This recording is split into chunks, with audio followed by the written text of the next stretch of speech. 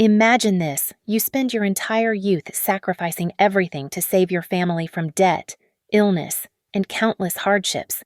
You're the only anchor keeping them from drowning. But on your father's 60th birthday, in the middle of the celebration, your mother smiles and says, "You're not even family." And with just one simple response, everything they ever depended on came crashing down. This is how I destroyed the people who raised me, not with violence or screaming, but with 4 words that changed everything forever.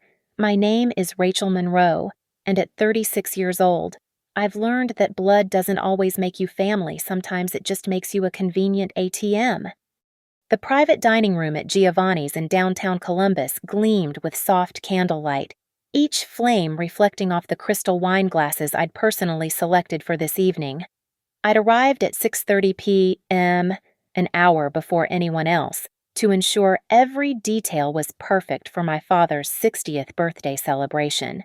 The burgundy tablecloth matched his favorite tie, the one he wore to church every Sunday before his heart surgery. The centerpiece white roses mixed with baby's breath reminded me of the bouquet he'd given my mother on their anniversary years ago, back when they could still afford such gestures. I smoothed down my navy dress for the 3rd time, the only designer piece I owned, purchased specifically for tonight. My hands trembled slightly as I adjusted the place cards, positioning my father, Douglas Monroe, at the head of the table where he belonged. To his right, my mother Linda. To his left, my eldest brother Eric with his wife Sharon. Across from them, my younger brother Kyle with his latest girlfriend whose name I hadn't bothered to memorize. There had been too many to keep track of. The mahogany gift box weighing down my purse seemed to pulse with significance. Inside lay a Rolex Submariner, the exact model my father had pressed his nose against the jewelry store window to admire last Christmas. Maybe someday, he'd whispered to himself, not knowing I was behind him, watching his shoulders slump as he walked away. That moment had haunted me for months. Tonight, someday, would finally arrive. I'd spent 3 months of salary on that watch. My co-workers at Evermont Strategies would have called me insane if they knew. My cramped 1-bedroom apartment in Cleveland, with its peeling paint and temperamental heating, certainly suggested I had better uses for that money. But this wasn't about logic or financial wisdom, ironically, considering I made my living as a financial advisor, helping other people make smart decisions with their money while hemorrhaging my own into my family's endless needs. The restaurant choice alone had cost me a fortune. Giovanni's wasn't just upscale. It was the kind of place where Columbus's elite celebrated their successes. I'd booked the private room 3 months in advance, paid the deposit without blinking, even though it meant living on ramen and peanut butter sandwiches for weeks. But I needed tonight to be perfect. This wasn't just about my father's birthday. It was about proving something I'd been trying to prove since I was 7 years old, that I mattered. As I arranged the wine bottles on the side table, a 2015 Chateau Margaux that had cost more than my monthly utilities, my phone buzzed. A text from Eric, "Running late, car trouble again." I almost laughed at the predictability. Eric's car trouble was code for, "I just woke up from a nap and need to find a clean shirt." He'd been having car trouble for 15 years, ever since his basketball career ended with a blown knee and a failed drug test no one in the family ever talked about. Another text, this time from Kyle. "Sharon's being difficult about babysitting, might be 20 minutes behind," which meant Kyle had forgotten to arrange childcare for his kids until an hour ago, and now his ex-wife was rightfully furious. Standard Kyle, charming enough to talk his way into anything, responsible enough to maintain nothing. And there I stood, 45 minutes early, everything planned, everything paid for, everything perfect, the responsible one, the reliable one, the forgotten one. The maitre d' knocked softly on the doorframe. "Ms. Monroe, your guests are beginning to arrive." I turned toward the door, my heart simultaneously lifting and sinking. Through the glass panels, I could see my parents approaching my father in the same brown suit he'd worn to every important event for the last decade. My mother in a dress I recognized from Eric's wedding 5 years ago. They looked older than I remembered from last month's brief visit, my father moving carefully, favoring his left side where the surgery scars still pulled, my mother's hair more silver than brown now. For a moment, watching them through that glass, I felt like a child again, nose pressed against the window of a life I was never quite allowed to enter. The successful daughter who paid for everything but was never quite successful enough. The reliable one who was never quite beloved enough. The one who saved them all but was never quite family enough. I plastered on my brightest smile and opened the door. "Happy birthday, Dad." Tonight would be different. Tonight, with the perfect gift and the perfect setting, they would finally see me for who I really was. Tonight, I would finally be enough. I should have known better.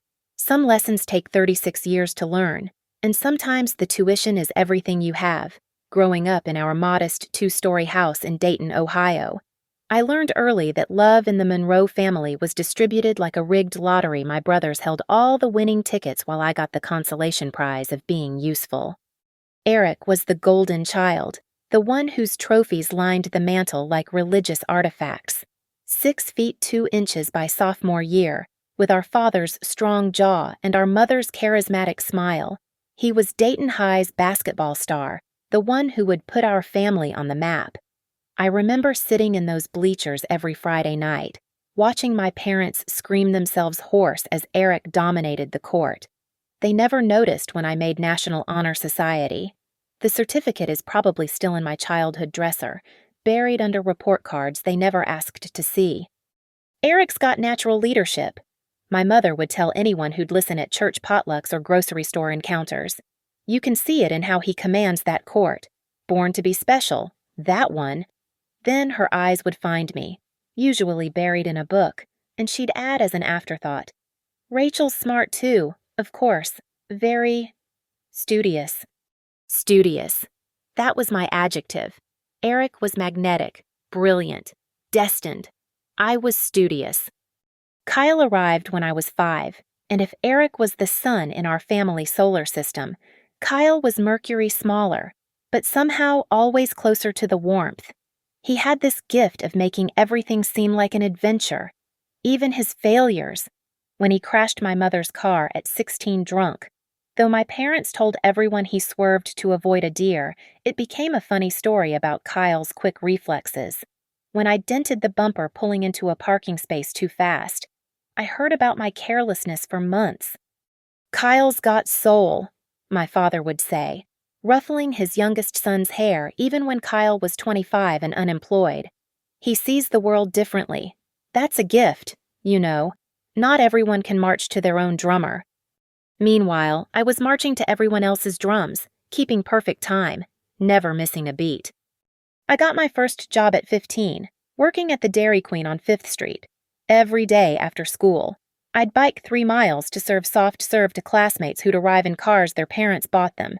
My paychecks went toward family expenses groceries when Dad got laid off from the factory, Eric's basketball camp fees, Kyle's guitar lessons that he quit after 3 weeks. I told myself it was temporary, that once I got to college, things would be different. "You're so responsible, Rachel," my mother would say, taking my carefully saved earnings without quite meeting my eyes. "We're lucky to have at least one child with her head on straight." But being responsible meant being invisible. Eric's games had schedules magneted to the refrigerator in bold red letters. Kyle's school plays, where he invariably forgot his lines but charmed the audience anyway, were circled on the calendar with hearts. My academic decathlon competitions I drove myself, competed, won, and came home to find them watching TV, having forgotten entirely. The night I was valedictorian, my parents arrived at graduation 15 minutes late because Eric's girlfriend had drama that required immediate family intervention. I stood at that podium, looking out at a sea of proud parents, and found empty seats where mine should have been. They shuffled in just as I finished my speech, my mother waving apologetically while my father tried to find their seats in the dark auditorium. "Beautiful speech, honey," my mother said afterward, but her eyes were already on Eric, who was flirting with my English teacher. That summer before college, I worked 3 jobs Dairy Queen, babysitting for the Hendersons, and stocking shelves at Target overnight. Every penny went toward my college fund, the one my parents had promised to contribute to but somehow never could. Eric's college fund had existed, briefly, before it became Eric's car, then Eric's bail money, then Eric's investment opportunity that evaporated like morning dew. You understand, don't you? Rachel, my father had said, not really asking. Eric needs this chance. You're smart enough to get scholarships. He's not built for academics like you are. Built for academics, like I was some sort of study machine, assembled specifically to generate good grades and scholarship money while requiring no maintenance, no attention, no love. The full ride to Ohio State felt like escape velocity, finally enough force to break free from the gravitational pull of being the forgotten daughter. I packed my few belongings, mostly secondhand clothes and books, into 2 suitcases. My mother hugged me goodbye at the door, already distracted by Kyle's latest crisis. My father patted my shoulder awkwardly, told me to make us proud, as if I hadn't been trying to do exactly that for 18 years. Don't forget about us when you're successful, Eric had joked, but there was an edge to it, an expectation. I wanted to forget. God, how I wanted to forget. But the calls started my second week of freshman year.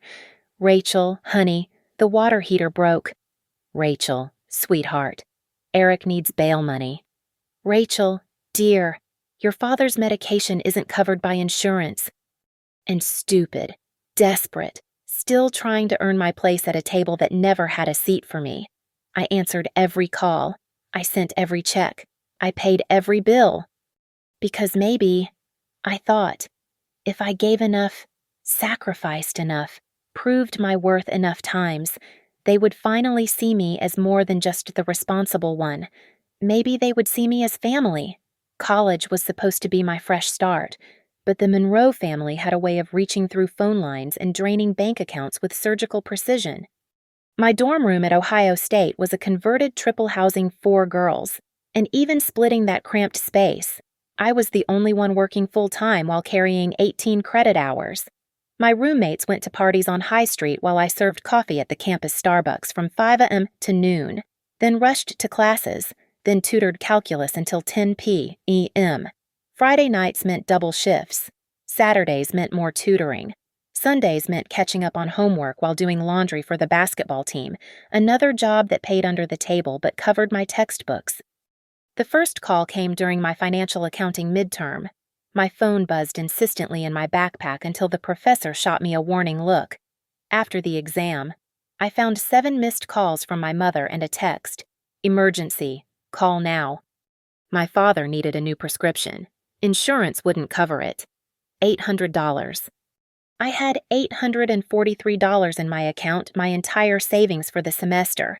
I transferred $800 and kept $43 to last me until my next paycheck. Ramen noodles for 2 weeks. Again. You're an angel, my mother had said. I don't know what we'd do without you. But there was never a thank you from Eric or Kyle. Never an acknowledgement that their sister was skipping meals so Dad could have his medicine. They were too busy living their lives, Eric bouncing between dead-end jobs and get-rich-quick schemes. Kyle pursuing his music career, which consisted mainly of smoking weed and writing songs about existential dread. The calls became a rhythm, predictable as a metronome. Tuesday. Kyle needed bail money for a drunk and disorderly. $400. Thursday. Eric's wife Sharon was pregnant, needed help with rent. $600. Sunday mom's root canal couldn't wait. $1,200. My economics professor once said that money is just energy made tangible. If that was true, then I was a power plant, generating electricity for a family that left all the lights on and wondered why I looked so tired. Junior year, I landed an internship at Evermont Strategies in Cleveland. Paid. Thankfully enough that I could move out of the dorms into a studio apartment that was really just a converted garage with a hot plate and a bathroom so small you could wash your hands while sitting on the toilet. But it was mine, and it was quiet, and for 8 precious hours every night, nobody called asking for money. The internship turned into a job offer. $58,000 a year to start more money than I'd ever imagined having. I celebrated alone with a bottle of $5 champagne and Chinese takeout, watching Netflix on my laptop because I didn't own a TV. The next morning, I called my parents to share the news. "That's wonderful, honey," my mother said, her voice already calculating. "You know, Eric's been having such a hard time. His business idea just needs a little capital to get started." Eric's business idea was selling supplements through a multi-level marketing scheme. I sent him $5,000. The business lasted 6 weeks. By 25, I was making $70,000 a year and living like I made 20. My co-workers drove BMWs. I kept my college Honda Civic held together with duct tape and prayer. They vacationed in Cabo. I hadn't taken a day off in 3 years. They bought condos. I still lived in that converted garage, now with a slightly better hot plate. Every raise, every bonus, every tax refund, it all had a Monroe-shaped hole in it before it even hit my account. Kyle's rehab twice, Eric's divorce lawyer, Dad's heart surgery when a valve repair became an emergency replacement, Mom's diabetes medication, the roof that couldn't wait another winter, the furnace that died in January, the car that Eric totaled without insurance. I kept a spreadsheet, hidden in a password-protected folder on my personal laptop, not because I ever planned to ask for repayment. I'd learned that lesson early, but because I needed to see it, needed to document that this was real, that I wasn't imagining the hemorrhaging of my life into theirs. $68,437 over 11 years.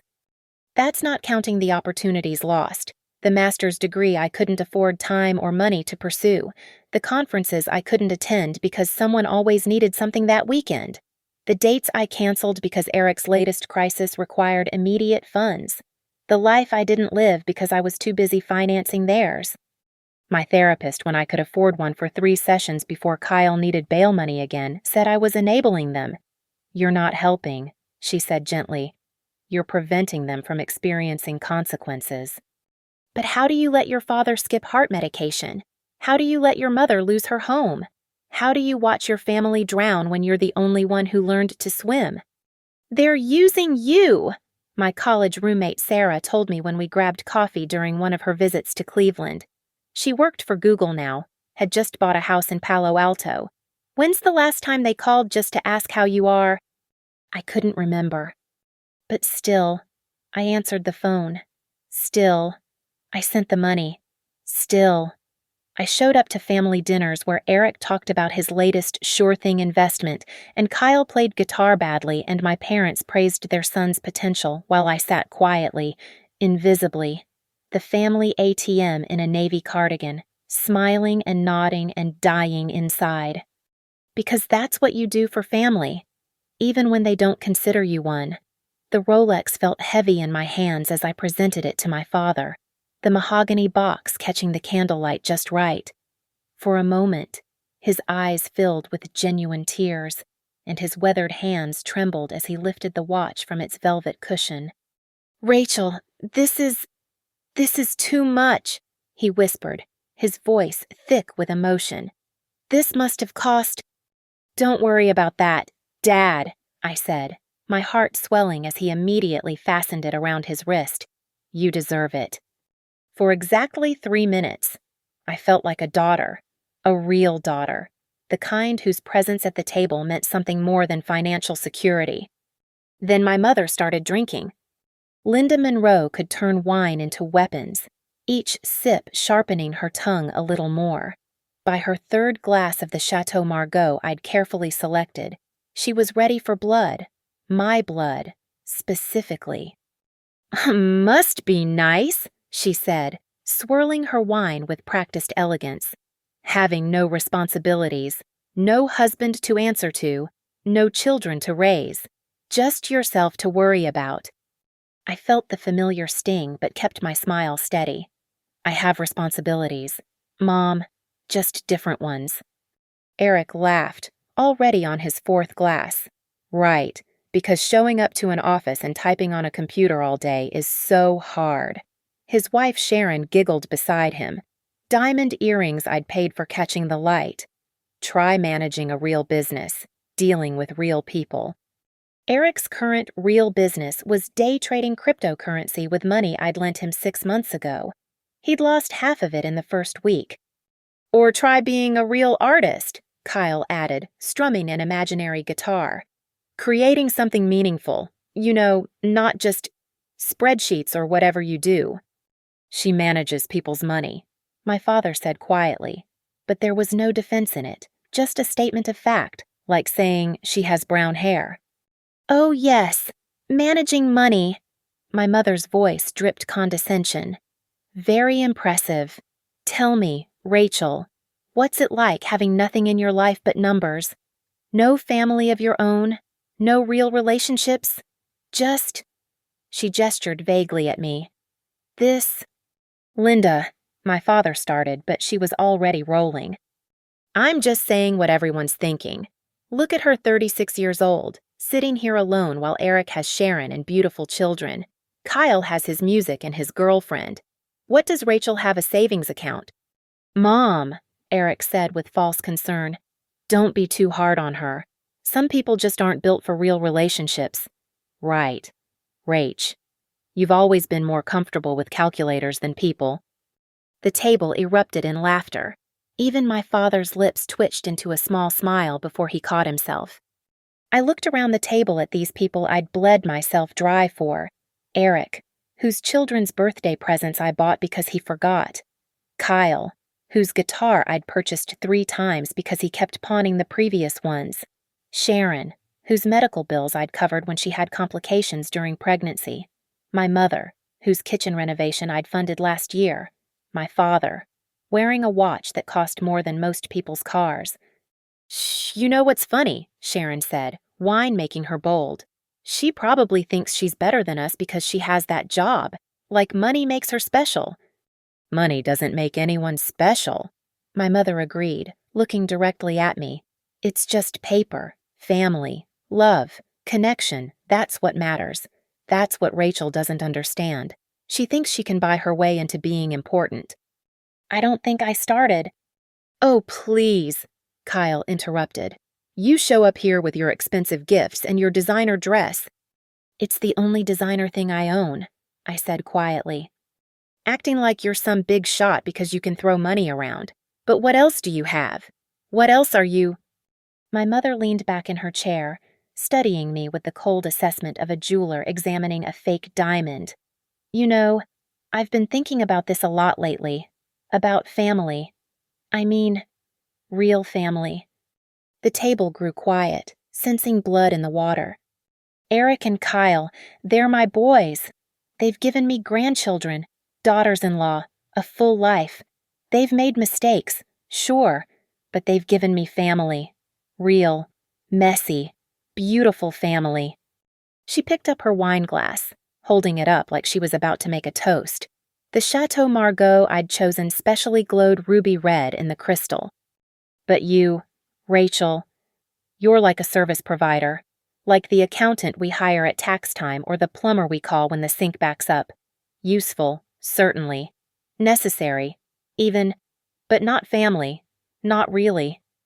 The words hung in the air like smoke from a fired gun. Mom, Eric said, but he was smiling. That's harsh. Is it? She took another sip, her eyes never leaving mine. I mean, when have we ever had a real conversation? Rachel, when have you ever shared anything beyond your little financial reports? You come, you pay for things, you leave. That's not family. That's a transaction. My father shifted uncomfortably in his chair, his new Rolex catching the light. Linda, it's my birthday. Let's not... Oh, Douglas, stop. Someone needs to say it. She turned back to me, her smile sharp as winter ice. You can pay for 1,000 dinners. Rachel, you can buy all the watches and cars and houses you want, but you can't buy your way into being part of this family. Because the truth is... She paused, letting the moment stretch out, savoring it. You're not even family. Not really. You're just the girl who pays the bills. The silence that followed my mother's words was complete. the kind that makes you aware of your own heartbeat. I felt it pounding in my ears, steady and strong, like a countdown to something inevitable. I set down my wineglass with deliberate care, the soft clink against the table somehow louder than Eric's nervous laughter or Kyle's uncomfortable throat clearing. My hands weren't shaking. That surprised me. After 36 years of shaking hands, trembling as I wrote checks I couldn't afford, quivering as I answered calls I didn't want to take, they were perfectly still. "You're right," I said, my voice calm and clear. "I'm not family." My mother blinked, surprised by the agreement. She'd expected tears, protests, maybe begging. The Rachel they knew would have apologized, would have tried harder, would have offered to pay for something else to prove her worth. But that Rachel had died somewhere between "you're not even family" and this moment of perfect clarity. I stood up slowly, smoothing my navy dress one final time. "And since I'm not family, I suppose I should stop acting like I am." "Rachel, don't be dramatic," Eric started, but I held up my hand. No, Mother's right. I'm just the girl who pays the bills. A service provider, like she said. And you know what? I looked each of them in the eye, one by one. Service terminated. Kyle laughed nervously. "Come on, Rach. Mom's just had too much wine. You know we don't really—" $70,000. The number hung in the air like a blade. That's how much I've given this family over the past 15 years. $70,000. I pulled out my phone, where I'd long ago saved the spreadsheet to my cloud. "Would you like me to itemize at $20,000 for Dad's heart surgery? $8,000 for Eric's divorce lawyer? $12,000 for Kyle's 2 stints in rehab? Oh, did you think I didn't know about the second one? Mom, you said it was for a meditation retreat." My mother's face had gone pale. "$6,000 for the roof, $4,000 for the furnace, $3,000 for Eric's business ventures, all failed. By the way, $2,500 for Kyle's guitars that keep mysteriously disappearing, $1,800 for Mom's dental work, $900 for that weekend in Vegas that Eric said was for a business conference but was really—" "Stop," Sharon whispered, her face flushed. "Oh, I'm just getting started. There's the car insurance I've been paying for Kyle for 3 years because he can't hold a job. The medical bills for Sharon's pregnancy complications? Yes. Eric, I know you told her you paid those. The rent money for Mom and Dad when Dad was between jobs, which I noticed you never mentioned to the boys. That's enough!" My father's voice cracked like a whip, but I was beyond stopping. "You're right, Dad. It is enough. It's been enough for years. But I kept going, kept giving, kept bleeding myself dry because I actually thought that if I gave enough, sacrificed enough, proved my worth enough times, you'd finally see me as family." I laughed, and it was bitter as burnt coffee. "But you know what I realized just now. You do see me as family, just not the kind you meant. I'm the family member you call when you need something. The family member whose calls you ignore unless there's a crisis. The family member whose achievements don't matter unless they come with a check attached." "Rachel, please," my father said, his new Rolex gleaming on his wrist. "We love you." "No," I said simply. "You love what I provide. There's a difference." I picked up my purse, feeling lighter than I had in years. "So here's what's going to happen. I'm going to leave now, and tomorrow. When Kyle needs rent money, when Eric has another sure-thing investment, when Mom wants to redecorate the guest room nobody uses, when Dad's medication needs refilling, don't call me." "You can't be serious," Eric said, but there was panic creeping into his voice now. "When the car breaks down, don't call me. When the medical bills come due, don't call me. When the credit cards are maxed out, don't call me. When you can't make mortgage, don't call me." I moved toward the door, then turned back for one final look at their faces, shocked, disbelieving, already calculating what this meant for them. "You were right. Mom, I'm not family. Family doesn't pay each other for love. Family doesn't keep spreadsheets of their worth. Family doesn't sit at a table and get told they don't belong after funding everyone else's life for 15 years. My mother's mouth opened and closed like a fish gasping for air. But don't worry, I said, my hand on the door handle. I'm sure Eric's leadership and Kyle's artistic soul will more than make up for my mundane financial contributions. After all, money's just paper, right? And I'm just the service provider whose contract just expired. Rachel, wait! My father called out, already reaching for his wrist, probably to return the watch. Keep it, Dad, I said without turning around. Consider it severance pay for firing me from a job I never asked for, from a family that never wanted me. I walked through that door with my head high and my hands steady, leaving behind $70,000 and 36 years of begging to be loved. The silence I left behind was worth every penny. The waiter appeared before I could reach the door, carrying the leather folder with the check. Perfect timing or perhaps divine intervention. Either way, I saw the opportunity and took it. Excuse me, I called out, my voice carrying across the private dining room with a clarity that made everyone freeze. I need to handle the bill. Rachel, no. My father stood up, his chair scraping against the floor. This is taken care of. You already... Actually, I said, turning back with a smile that could have frozen hell. I need to make a correction. The waiter, a young man who'd been nothing but professional all evening, looked between us uncertainly. I walked over to him with the confidence of someone who'd just discovered they'd been playing poker with their own money all along. I need to split the check, I said clearly.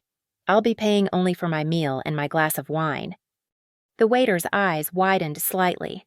But madam, the reservation was... Under my name. Yes, Rachel Monroe. I made the reservation, but I'll only be paying for what I personally consumed. I pulled out my credit card, the one I'd planned to use for the entire $5,000 evening. 1 garden salad, 1 salmon entree, and 1 glass of the house Pinot Noir. Rachel, this is ridiculous! Eric stood up, his face reddening. You can't just... Can't I? I turned to him, my voice sweet as arsenic. I'm not family. Remember, and non-family members pay for their own meals. That's just good etiquette. The waiter looked like he wanted to disappear into the elaborate wallpaper. Madam, the total for the evening is $4,873, I said. I know. I selected everything on that menu. The Chateau Margaux alone was $800, the private room rental, the special ordered flowers, the cake from that boutique bakery in German Village. I arranged it all. I turned back to my family, who were now standing in various states of shock and fury. My portion comes to exactly $47.50, including tax and gratuity. I handed the waiter my card. Please run this amount. This is insane. Kyle slammed his hand on the table, making the crystal glasses jump. You planned this whole thing. I planned a family dinner, I corrected. But since I'm not family, I'm simply a guest who's paying for her own meal. I'm sure you understand. My mother had gone from pale to a dangerous shade of purple. You cannot stick us with this bill. I'm not sticking you with anything, I said calmly. I'm paying for exactly what I consumed. The rest, the expensive wine you've been gulping, the tomahawk steaks Eric and Kyle ordered, the lobster tail Sharon added, the 12-year-old Scotch Dad's been sipping. The desserts you haven't even received yet, that's yours to sort out. We don't have that kind of money on us. Sharon's voice pitched high with panic. Then I suppose you'll have to figure it out, I said. Maybe Eric can use his natural leadership. Or Kyle can pay with his artistic soul. Or Mom can explain to the manager that money is just paper, and what really matters is family connection. The waiter returned with my receipt. I signed it carefully, adding a generous 30% tip for $47.50. Not the full bill. He deserved it for witnessing this disaster. Rachel, please! My father's voice broke. Don't do this. Not on my birthday. For a moment, just a flash, I felt the old guilt rising. The dutiful daughter in me wanted to cave, to apologize, to pull out my credit card and make it all go away like I always did. But then I remembered, you're not even family. Happy birthday, Dad, I said, folding my receipt and putting it in my purse.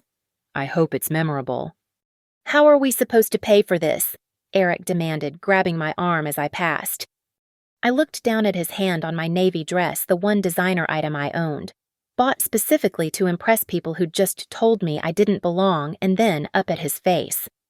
That sounds like a family problem, I said quietly, and I'm not family. He released my arm as if it burned him. The manager had appeared, drawn by the raised voices and tension crackling through the private room. He looked at me questioningly. He knew I'd made the reservation, knew I was supposed to be the host. Is everything all right, Ms. Monroe? Perfect, I said, pulling on my coat. I've paid for my portion. The rest of the party will be handling the remainder of the bill. The remainder. He looked at the waiter, who whispered something in his ear. His eyebrows shot up. I see. And how will they be? That's between you and them, I said. I'm just a guest who's paid her share. As I walked toward the door for the second time, I heard the manager's voice, professional but firm. I'll need to see a credit card, please. We don't accept payment plans. This is insane, Eric's voice was rising. She made the reservation. She ordered everything. Sir, I need you to calm down. We can't cover this, Kyle was saying. We literally can't, Sharon. How much do you have in your account? Maybe 300. I have about 500. My mother's voice was strangled. The ATM limits? We take multiple cards, the manager said helpfully. I paused at the threshold, looking back one last time. My family, no. The Monroes huddled together like survivors of a shipwreck, frantically checking wallets and phones, their faces cycling through disbelief, anger, and dawning panic. The beautiful dinner I'd arranged sat cooling on the table, the Chateau Margaux turning bitter in their glasses, my father's Rolex ticking away the seconds of his ruined birthday. Rachel, my mother called out, desperation finally breaking through her pride. You can't leave us like this. I smiled, the most genuine smile I'd worn all evening. Watch me. The drive back to Cleveland should have taken 90 minutes. I made it in 70, my ancient Honda Civic humming along I-71 while my phone lit up like a Christmas tree on the passenger seat. 37 calls by the time I reached my apartment, 43 text messages, 12 voicemails that I didn't need to listen to know what they contained. I left the phone in my car and climbed the narrow stairs to my converted garage apartment. For once, the peeling paint and water-stained ceiling didn't depress me. This was mine, earned with my money, inhabited by my choices. No family ghosts here. I'd barely poured myself a glass of the cheap barefoot Moscato I kept in the fridge when the calls started on my landline. Yes, I still had one, because my parents couldn't figure out WhatsApp and needed a backup number for their emergencies. The ancient answering machine kicked in after 4 rings. Rachel, it's Mom. That stunt you pulled was unforgivable. The manager made us give him 3 credit cards, and Eric had to call his friend to come pay the rest. Do you have any idea how humiliating? I unplugged the phone. My cell phone, retrieved from the car, showed the escalation in real time. The family group chat I'd never been active in was suddenly very interested in my participation. Eric at 8:45, real mature, Rachel, Sharon's crying, hope you're happy. Kyle at 9:10 p.m. We had to borrow money from Sharon's parents. Do you understand what you've done? Mom at 9:30 p.m. Your father is having chest pains from the stress. If something happens to him, it's on you. I screenshotted that one. Medical manipulation was a new low, even for Linda Monroe. By 10 p.m., the individual messages started. Dad, sweetheart, I don't understand what happened tonight. This isn't like you. Please call me so we can talk. I almost responded to that one. Almost. But then I remembered him sitting there, wearing the Rolex I'd saved for months to buy, saying nothing while his wife carved me up for sport. Eric, Rachel, I need to discuss something urgent with you. It's about the money I owe you. There it was. The money he'd never acknowledged owing until tonight. Kyle, hey sis, I know things got heated, but family is family. Right, BTW, my rent is due Tuesday. Tuesday, 3 days away, like clockwork. Sharon, hi Rachel, I wanted to apologize for tonight. Could we talk?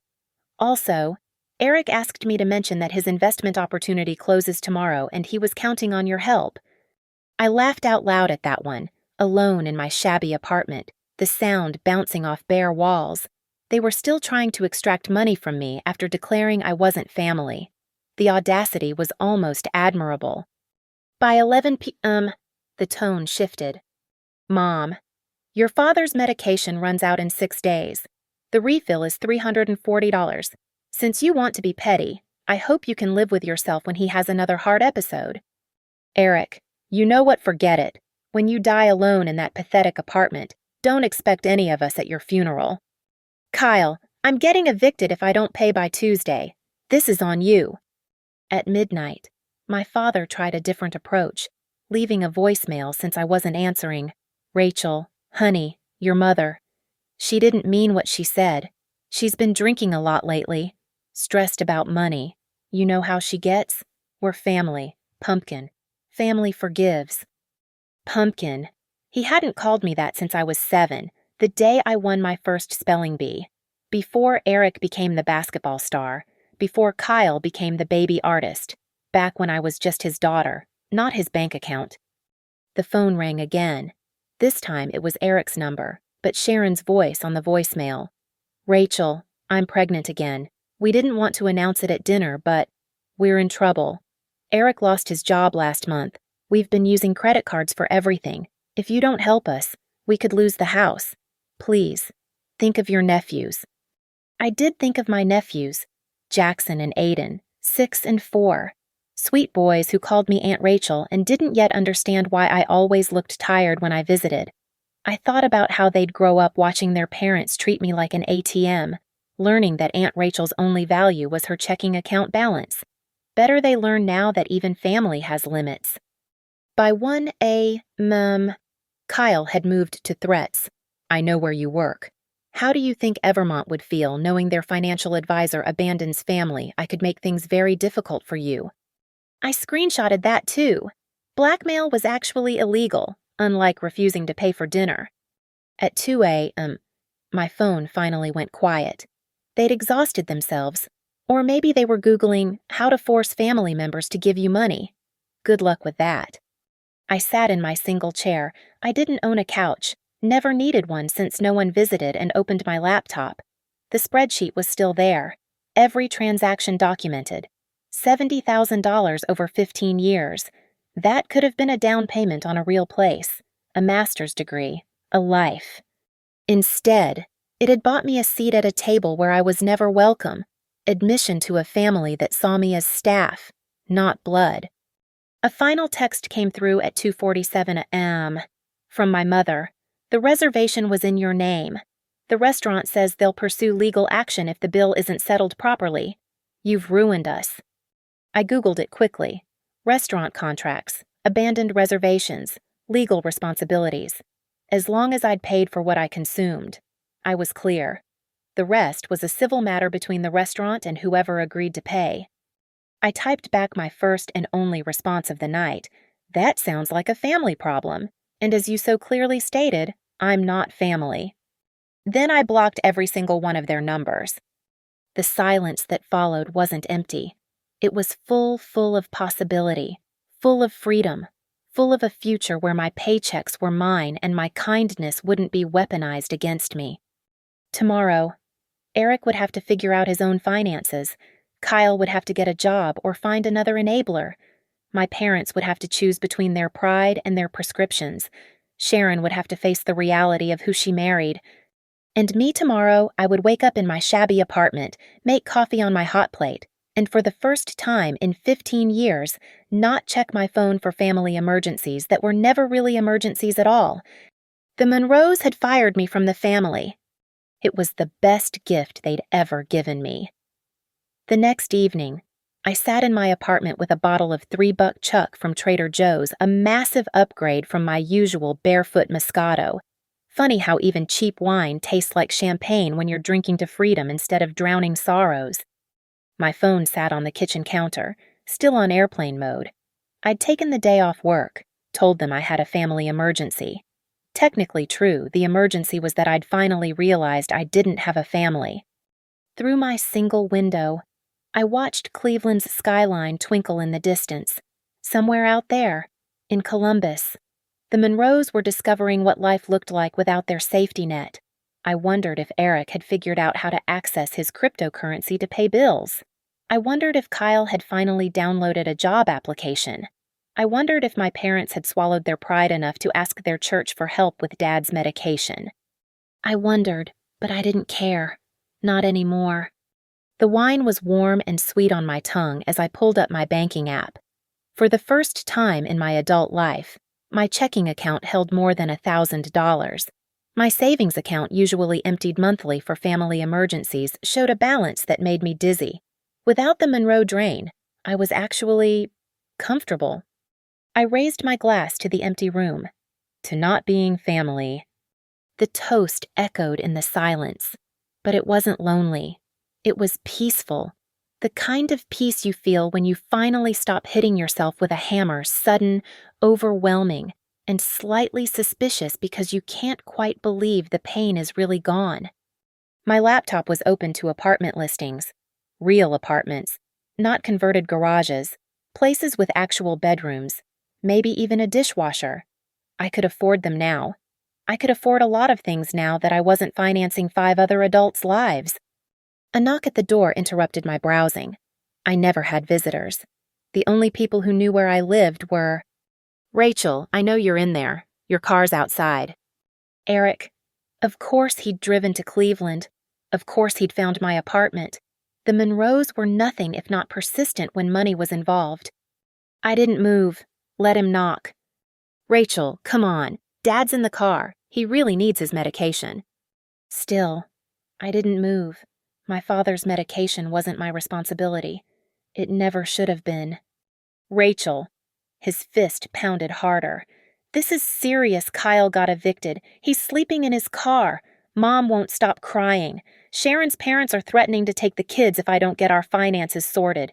You've destroyed everything." I took another sip of wine. Their destruction was self-inflicted.